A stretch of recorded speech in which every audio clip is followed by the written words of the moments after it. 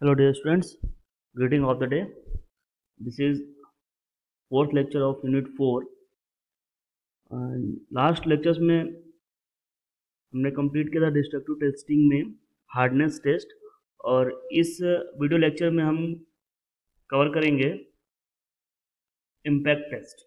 Okay, so this is a machine which is used for impact testing. Okay, so सभी ने workshop में देखा होगा ये मशीन और कैसे यूज़ करते हैं इसमें और कैसे इम्पैक्ट टेस्ट इस पर किया जाता है. ठीक है, तो इसके पीछे की थ्योरी देखते हैं कि कैसे इम्पैक्ट टेस्ट होता क्या है और उसको करने के लिए कौन कौन से मेथड्स हैं. Okay, so first of all हमें ये पता होना चाहिए कि व्हाट इज इम्पैक्ट और what is impact force. Okay, so in mechanics an impact is a high force और shock applied over a short time period when two or more bodies collide. Such a force or acceleration usually has a greater effect than a lower force applied over a proportionally longer period. Okay, means अगर impact force means अगर हम क्या करते हैं एक force जो कि अचानक से लगाया हुआ फोर्स, शॉक या एक कम टाइम इंटरवल के लिए ज़्यादा फोर्स लगाया हुआ वो जो होता है उसे हम बोलते हैं क्या, इम्पैक्ट या impact force. Okay, eight normal speed during a perfectly elastic collision an object is struck by a projectile while deformed, and this deformation will absorb most of all the forces of collision. The effect depends critically on the relative velocity of the body to one another. Okay, example, car crash or wind force and earthquake. These all are come in the category of impact or impact force. जैसे कि आपने earthquake में भी देखा होगा कि earthquake कितने few seconds के लिए आता है. ठीक है, 2 सेकेंड 3 सेकेंड्स के लिए आता है, बट वो इतना ज़्यादा फोर्स होता है कि वो पूरी बॉडी या पूरी जिस एरिया में आता है उस पूरे एरिया को क्या कर देता है, वो वाइब्रेट कर देता है. ठीक है, तो the amount of force, large force for a short interval of time, then it is known as impact और इम्पैक्ट फोर्स. ओके, तो why impact test is necessary. ठीक है, जैसे कि इसके पहले भी जितने भी टेस्ट हमने किए सब में हमारा ये ही उद्देश्य था, मैकेनिकल टेस्टिंग का ही उद्देश्य ये है हमारा कि हमें जो मटेरियल हमें यूज़ करना है वो अपने एप्लीकेशंस के लिए क्या वो उस एप्लीकेशन के लिए सूटेबल है या नहीं.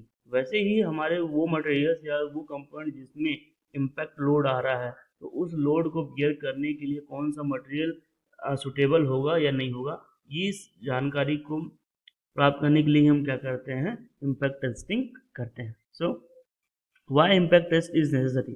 फर्स्ट, टू मेजर, हम क्या करते हैं कुछ मेजर करने के लिए और कुछ पता करने के लिए क्या मेजर करते हैं उसमें. First, impact energy, the energy required to break a standard size sample with a sudden sharp load. Okay, तो उस एनर्जी कितनी चाहिए उसको अचानक से तोड़ने के लिए, तो उस एनर्जी को हम क्या करते हैं, मेजर करते हैं with the help of impact test. और किसी मटेरियल का हम क्या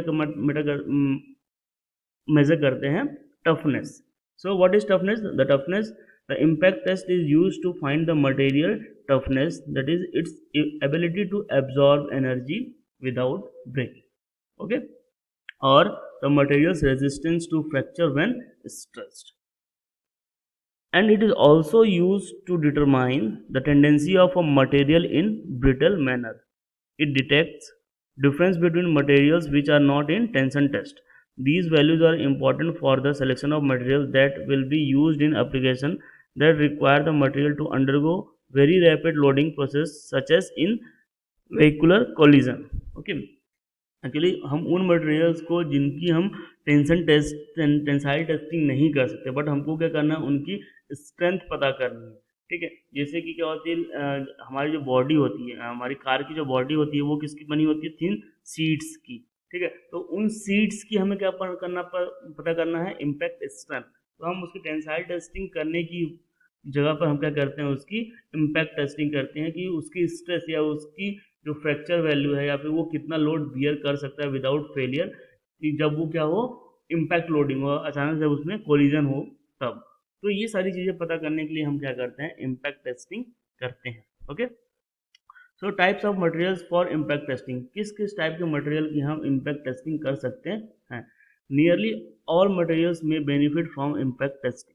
ठीक है, जितने भी मटेरियल्स हैं हम सबकी इम्पैक्ट टेस्टिंग कर सकते हैं, but the most common type used are metals, plastic, woods, composites, ceramic and polymers. Generally, these materials take the form of sheet of varying thickness or short rods depending on the test.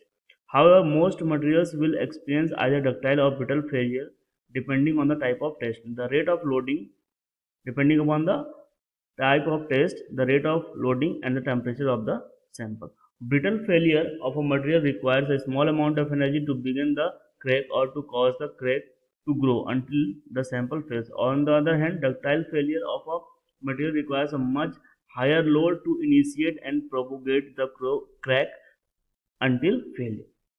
ठीक है, अगर हम brittle material की failure की बात करें या ductile material की बात करें, जब हम टेंशन टेस्ट या कंप्रेशन टेस्ट करते हैं तो उस केस में आपने ये चीज़ देखा होगा कि हम जो लोड लगाते हैं वो लोड, ओके, तो जिन मटेरियल्स की क्योंकि हम जब आपका कंप्रेशन टेस्ट या टेंशन टेस्ट करते हैं तो उसमें जो हम लोड अप्लाई करते हैं उससे भी हमें उसकी स्ट्रेंथ पता चलती है, बट वो उसमें क्या होती है कि जो लोड हम अप्लाई करते हैं वो क्या होता है, ग्रेजुअल लोड अप्लाई होता है, मीन्स टाइम के साथ वो यूनिफॉर्मली धीरे धीरे बढ़ता और बढ़ते रहता है, ठीक है। But in case of impact loading, जो time of application of load है वो क्या होता है, बहुत ही शॉर्ट होता है, सडन इम्पैक्ट होता है, सडन अप्लीकेशन ऑफ लोड होता है। तो सडन अप्लीकेशन ऑफ लोड पर वो मटेरियल कैसा बिहेव करेगा वो चीज़ की वो चीज़ पता चलता है, ठीक है। तो जनरली जितने भी मटेरियल्स हैं आपके, ठीक है, मेटल्स हो, प्लास्टिक हो, वुड्स हो, कंपोजिट्स हो, उन सब के ऊपर हम क्या कर सकते हैं, इम्पैक्ट टेस्टिंग कर सकते हैं, okay. Next, the test method and standard specimens. The most common methods of performing impact tests are Charpy test method and ISOD test method. These are the two tests. All essentially determine the same characteristics of metal but differ in the orientation of the test. Actual दोनों test methods जो हैं वो same है, एक ही machine पर perform किए जाते हैं।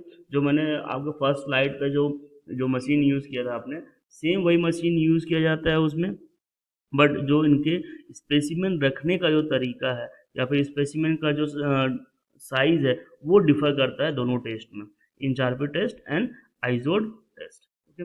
सो in Charpy test method, the Charpy impact test also known as Charpy V notch test is a standardized high strain rate test which determines the amount of energy absorbed by material during fracture.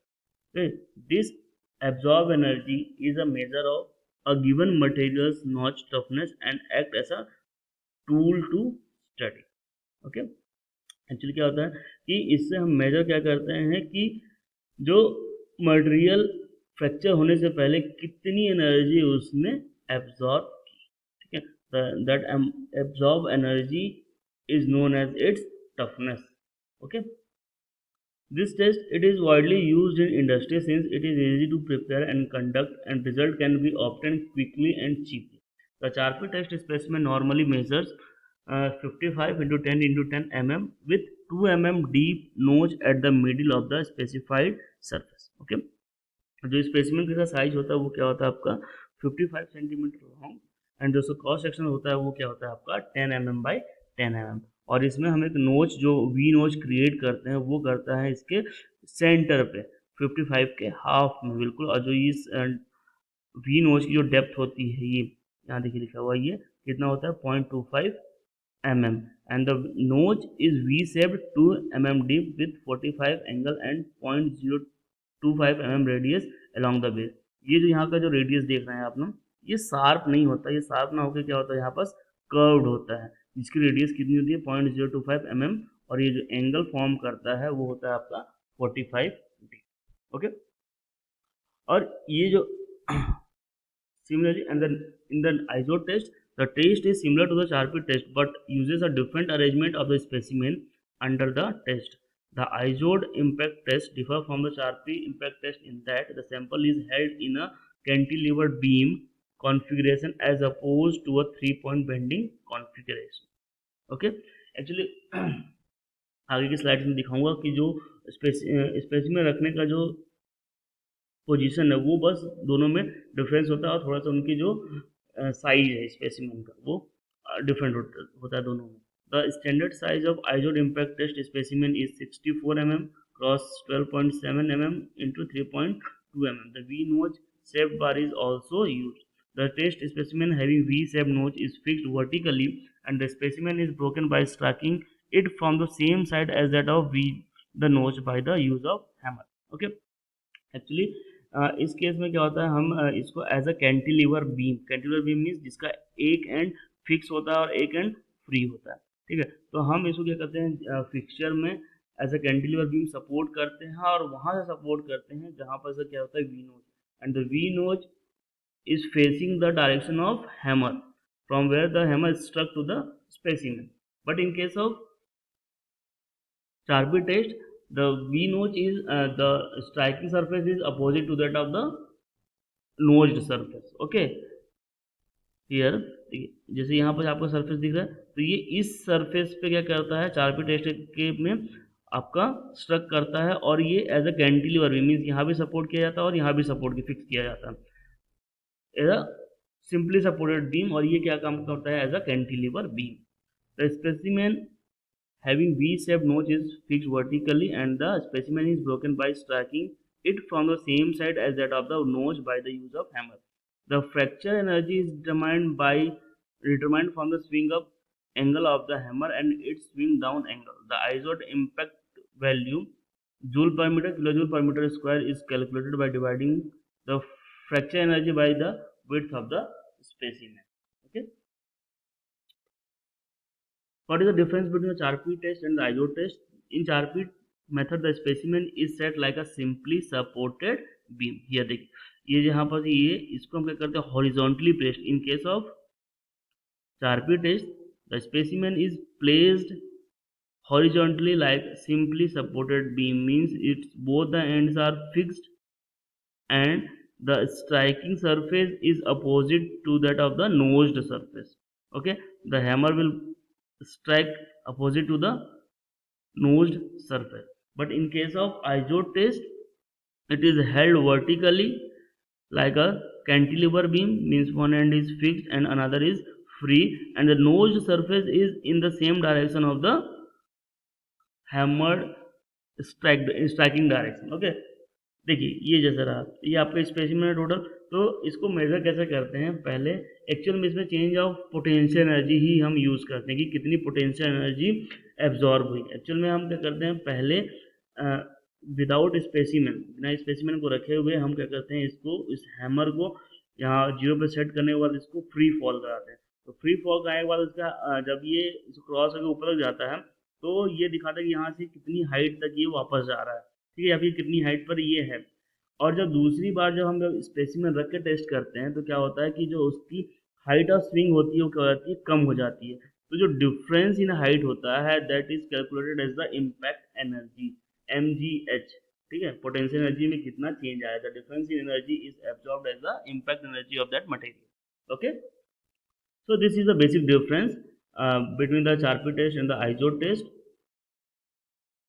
and rest of the procedure is same in both the cases, in both the methods, and the same machine is used for both the Charpy test and ISO test. The only difference is the position and the size of the specimen. Okay, thank you.